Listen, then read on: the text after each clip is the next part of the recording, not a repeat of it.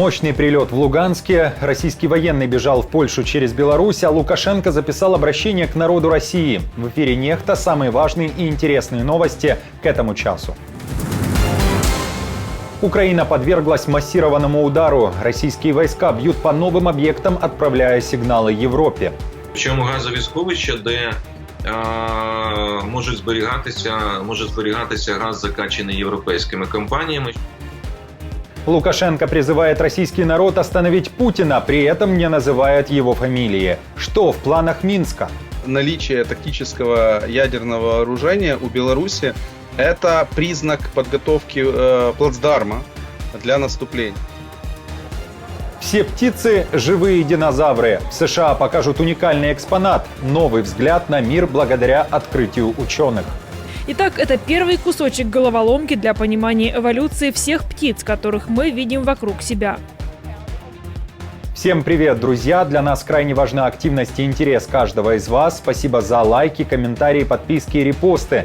Благодаря этому наши видео в тренде, а вы и сотни тысяч других пользователей всегда в курсе актуальных и важных событий. Именно о них сейчас и расскажем. Кроме того, не забывайте о кнопке «Спасибо» под роликом. Начинаем.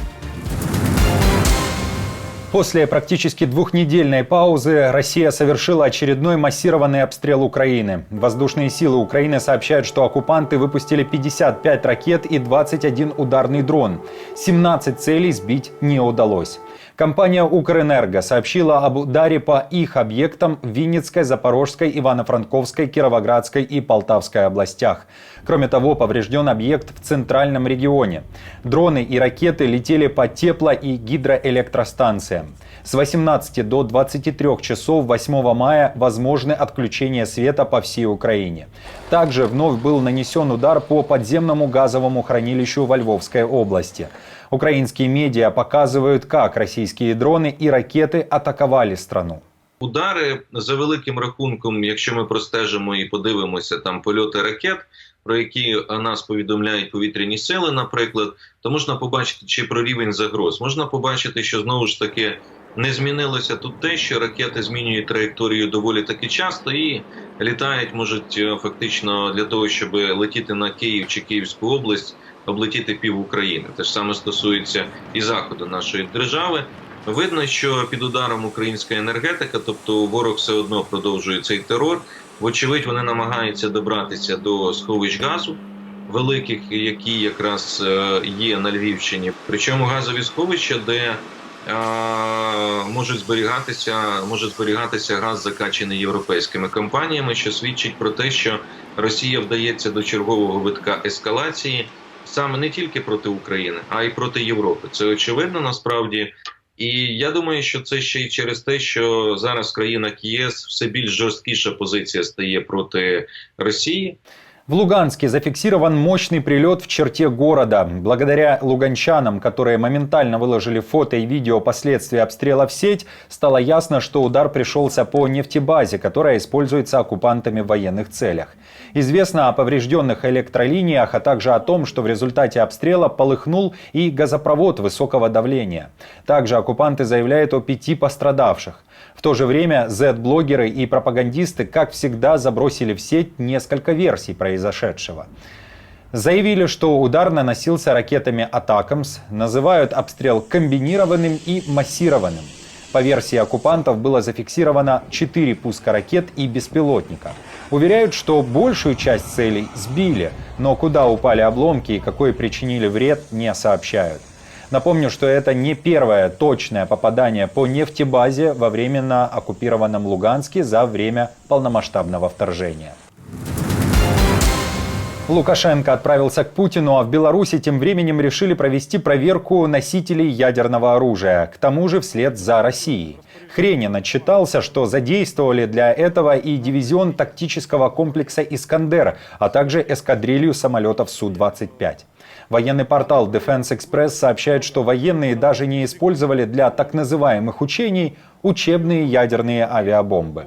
Казалось, что в Минобороны Беларуси просто не знают, как выглядят авиационные ядерные бомбы. На опубликованном видео Су-25, который якобы их несет, белорусы заблюрили совершенно не то, что надо. В частности, на одном из кадров цензуре подвергли обычные подвесные топливные баки, а не бомбы, которые находятся на других точках подвески. С чем связана такая активность у Лукашенко, что означают его слова о войне и почему решился призвать народы зарубежья остановить обезумевших политиканов, вероятно, подразумевая и Путина, который размахивает ядерным оружием. Об этом мы поговорили с политологом Игорем Чаленко. Данные учения, которые объявлены российской стороной и Белоруссию касательно нестратегического ядерного вооружения, они направлены исключительно на усиление сигнала странам Запада, те, которые поддерживают сейчас Украину, что введение иностранных войск в Украину может иметь определенные последствия. То есть это лишь один из элементов пазла сейчас такого сформированного комплексного месседжа. Наличие тактического ядерного вооружения у Беларуси – это признак подготовки плацдарма для наступления. Это фактор сдерживания для того, чтобы не делать шаги ответного характера. Да, это вопрос, конечно же, сейчас крайне беспокоит и Украину с точки зрения безопасности нашего северного кордона. Но опять-таки это вопрос и Польши, и Литвы. Но я думаю, что в данном случае, конечно же, Украина, где разворачивается и далее широкомасштабная война, фактор Белоруссии может сыграть крайне негативно. Поэтому сейчас мы даже слышали от самого Лукашенко, когда он жаловался о минировании украино-белорусской границы с украинской стороны и размещении 120 тысяч военнослужащих Украины вдоль нашей общей границы. Хотя почему-то это было подано якобы как угроза Беларуси. Ну, любой логически мыслящий человек понимает, что если это все развернуто со стороны Украины и создана сеть фортификационных сооружений со стороны Украины, то понятное дело, что они несут исключительно оборонительный характер. Но, тем не менее, да, ядерный этот аспект, он заставляет сейчас дополнительно готовиться, и не до конца есть уверенность в том, что Лукашенко продолжит лавировать от желаний Путина подключить на полную Беларусь к агрессии против Украины. Российский военный попытался бежать в Польшу. В Варшаве заявили о том, что 41-летний дезертир армии оккупантов пытался попасть на территорию Польши из Беларуси.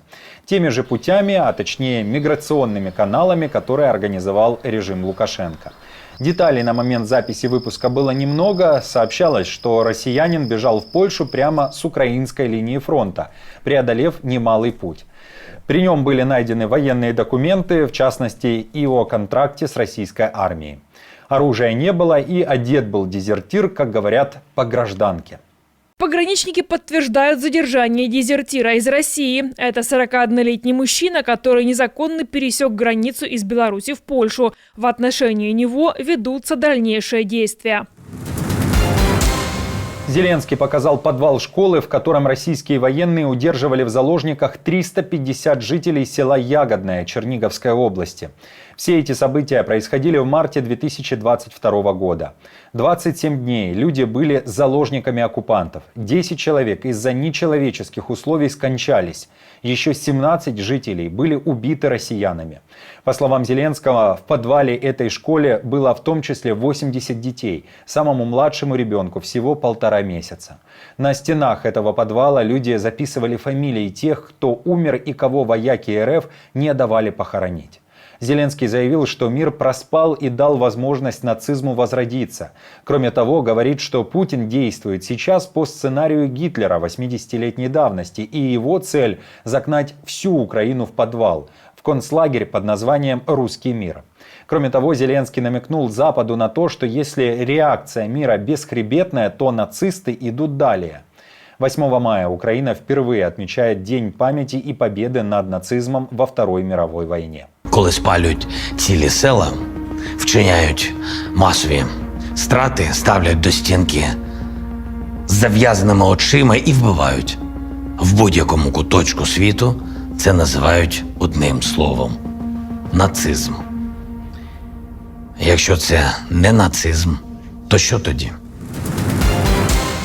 Голуби в парке или пингвины в зоопарке – это все ныне здравствующие динозавры. К такому выводу пришли ученые после изучения найденной окаменелости под названием Archaeopteryx. В Чикаго в этом году экспонат можно будет увидеть воочию в музее Филда. Итак, археоптерикс – единственное ископаемое, которое говорит нам о том, что птицы за нашим окном – это живые динозавры. И я думаю, это здорово. И это также самая древняя ископаемая птица, которая когда-либо была найдена. Единственная птица юрского периода. Итак, это первый кусочек головоломки для понимания эволюции всех птиц, которых мы видим вокруг себя. Друзья, спасибо вам за поддержку, вы наша опора, и напомню, что ваша помощь и участие помогает нам делать работу и видеться с вами каждый день. Постоянных донаторов и их комментарии вы видите сейчас на экране, и мы благодарны за эту поддержку. Если же вы хотите присоединиться к их числу, нажимайте на кнопку «Спасибо» под нашим роликом или становитесь постоянным спонсором канала. Мы с командой продолжаем следить за самыми важными новостями, оперативную информацию от Нехта ищите в телеграм-каналах или на платформе X. Спасибо за доверие и то, что остаетесь с нами. До новых встреч и хороших вам новостей.